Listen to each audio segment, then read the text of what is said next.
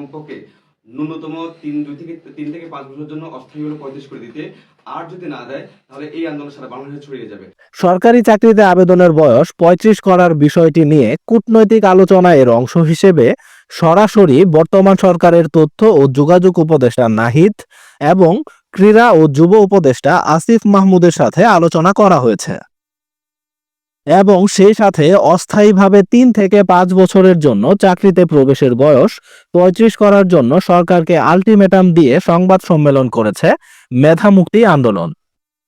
এছাড়া গত 3 তারিখ শুক্রবারে বাংলাদেশ জাতীয়তাবাদী দল বিএনপি এর স্থায়ী কমিটির সদস্য ও তৎকালীন গৃহায়ন ও গণপূর্ত মন্ত্রণালয়ের মন্ত্রী জনাব মোহাম্মদ মির্জা আব্বাসের সাথে সাক্ষাৎ করে একটি স্মারকলিপি দেওয়া হয়েছে, যেখানে রাষ্ট্র সংস্কারের লক্ষ্যে চাকরিতে আবেদনের ক্ষেত্রে বয়সসীমা বৃদ্ধি প্রত্যাশীদের বিষয়টি গুরুত্ব সহকারে তুলে ধরা হয়েছে। মির্জা আব্বাস ধৈর্য সহকারে স্মারকলিপিটি দেখেছেন এবং প্রশ্নোত্তর পর্বে আমাদের কাছ থেকে বিষয়টি অবগত হয়েছেন। গত 15 বছরে ক্ষতিগ্রস্ত ও বঞ্চিতদের ব্যাপারে আশু ব্যবস্থা নেওয়ার ব্যাপারে তিনি আগ্রহ প্রকাশ করেছেন।